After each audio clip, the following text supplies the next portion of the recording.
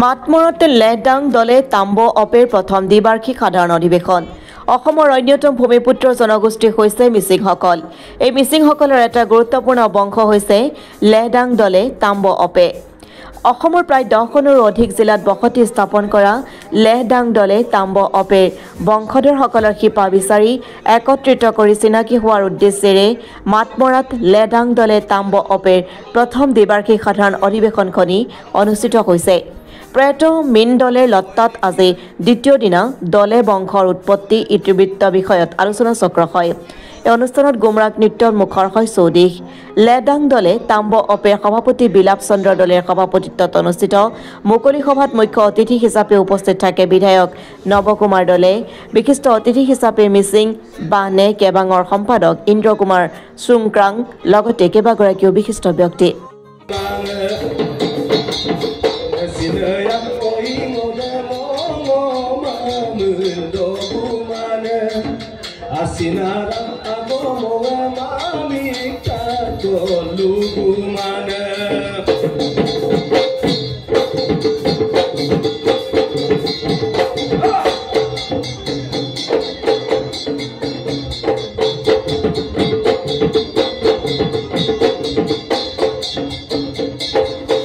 যিটো কাৰ্যসূচী এই আজিৰ দিনটোৰ যিটো কাৰ্যসূচী আজি প্ৰথমতে আমি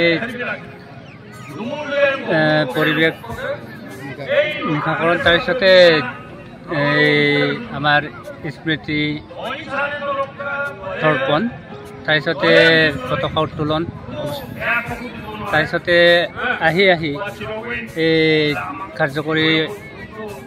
কাৰ্যনিৰ্বাহ সভা তাৰপিছতে আমি গুমৰাগ নৃত্য কম্পিটিশ্যন তাৰপিছতে আমি লেহডাং দলে তাম্ব অপে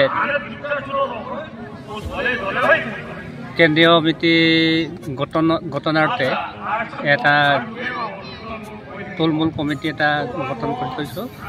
তাৰপিছতে বিভিন্ন সাংস্কৃতিক প্ৰতিযোগিতাও হৈছে।